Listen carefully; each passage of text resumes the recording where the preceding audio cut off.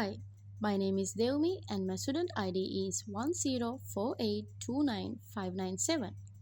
My presentation title is Mapping Control: How IT Structure Shapes Digital Governance. The presentation is prepared in the unit Governing Digital Technologies and will discuss how the effectiveness of digital governance and control is affected by the design and the structure of the IT function of an organization. This presentation is devoted to the direct influence of the IT structure on the digital governance capabilities. The scope encompasses the structural and procedural aspects, that is, what line of reporting or decision making and governance processes facilitate or limit effective IT management. The reason is to determine the role of structure and process in identifying the capacity of an organization to align IT with strategy, risk management, and compliance. IT governance means structures and methods that provide technology in service to business objectives in a responsible manner. Organizational structure is a distribution of roles and decisions among the IT function.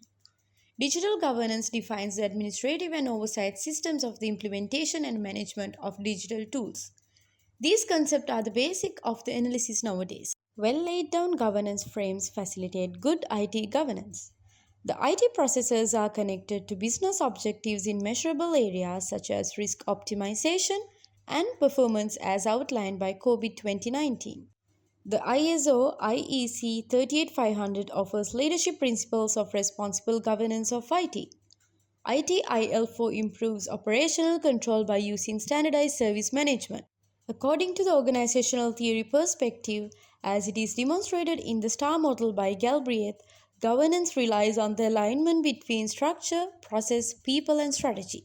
The structures provided by Mintzberg are a wake-up call to all the fact that bureaucratic designs guarantee compliance, whereas adhocracies facilitate innovations, but they require a high level of cultural control. These structures combine indicate that governance is both structural and behavioral in nature. It is based on formal systems and how these systems are practiced. The IT structures may mostly be divided into centralized, decentralized, and hybrid structures, which impact the way digital governance is realized. Amazon has a hierarchical and centralized IT organization in which decision rights and report lines are well defined. This will provide good control, accountability, and goal congruency by formal governance mechanisms, compliance systems, and structured communication. This kind of centralization enables Amazon to have similar standards and deal with risk in its worldwide operations.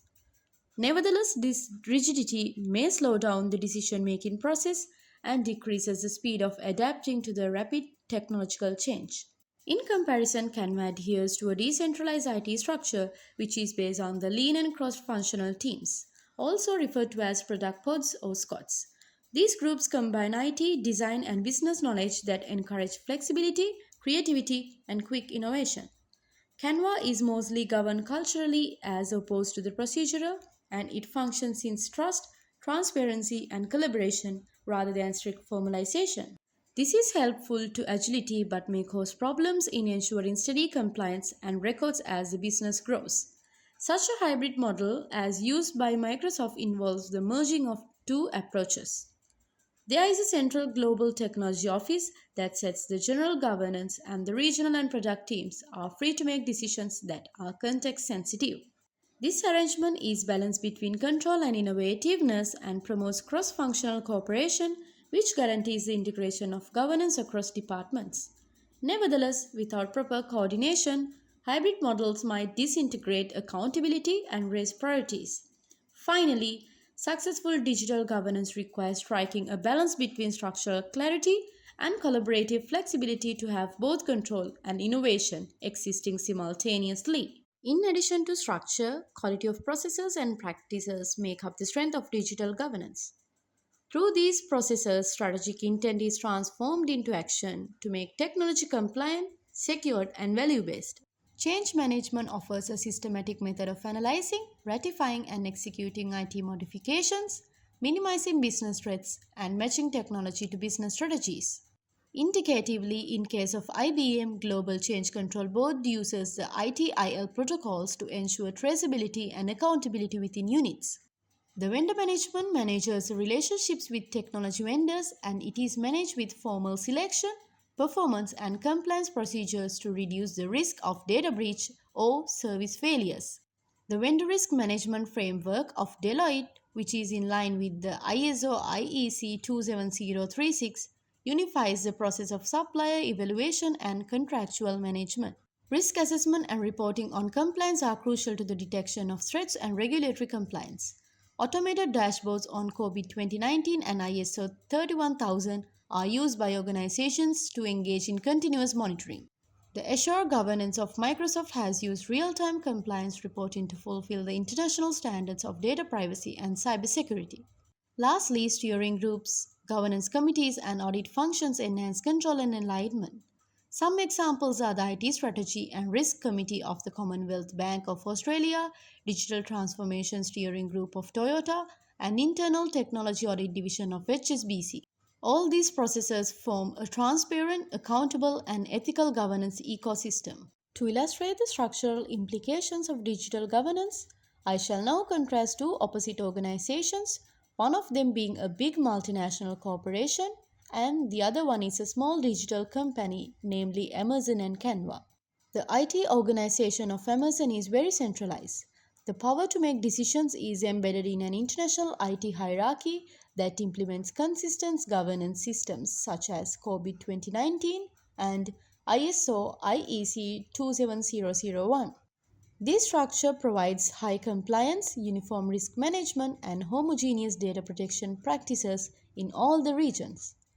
Formal procedures include governance practices, including centralized change control, enterprise wide vendor management, and continuous compliance audits. Such practices result in high reliability, transparency, but may restrict local innovation because of lengthy approval processes and control of process. On the contrary, Canva uses a decentralized and agile IT model which values flexibility and autonomy. IT duties are spread out among small and cross functional teams, which are commonly known as pods. There is a pod that governs its product or service domain, and the principles of agile governance are implemented, which are iterative development, peer responsibility, and open communication lineups. Canva uses an internal culture of transparency in lieu of a strict reporting hierarchy and is aided by automated compliance and regular sprint retrospectives, which act as informal governance control points. This model is quick to innovate and adapt user base but comes with risk of consistency, documentation and regular controls as the organization becomes bigger. In comparison, the centralized nature of the Amazon structure allows the company to exercise strong control and formal accountability in governance, and decentralized nature of the Canva structure allows the company to exercise trust and agility in governance. The lesson to it is that proper digital governance is contextual. Rigid multinationals such as Amazon need formalized systems to administer global risks, but flattened firms such as Canva need cultural governance to keep up the innovation without impairing ethical or compliance practices. Collectively, these examples demonstrate the influence of structures as well as practice in determining digital governance effectiveness, in which there must be adaptive hybrid solutions to form control and cultural agility. Organizations need to move towards a hybrid model of IT governance between the strengths of centralized and decentralized structures to enhance the issue of digital governance. Strategic control, consistency of policies, and risk management is handled by a central layer of governance and agility, and responsiveness is guaranteed through decentralized innovation hubs. This equilibrium favors compliance and innovation, which is needed in the modern digital environment. The RACI framework, based on the responsibilities, accountability, consultation, and information, should be used to define clear decision rights and responsibilities and ensure that there is minimal ambiguity, overlap, and increased transparency and accountability. Creating an IT governance steering committee that includes IT, risk, compliance, and business leadership will offer a formal channel of evaluating priorities in technology, matching risk appetites, and driving decisions that will be benefit the business goals. By incorporating ongoing compliance and risk evaluation in the form of automated dashboard and frequent review, it is possible to detect governance lapses proactively and to get it aligned with such standards as ISO IEC 38500. These principles are founded on four strategic concepts that include scalability, culture fit, regular compliance, and digital maturity.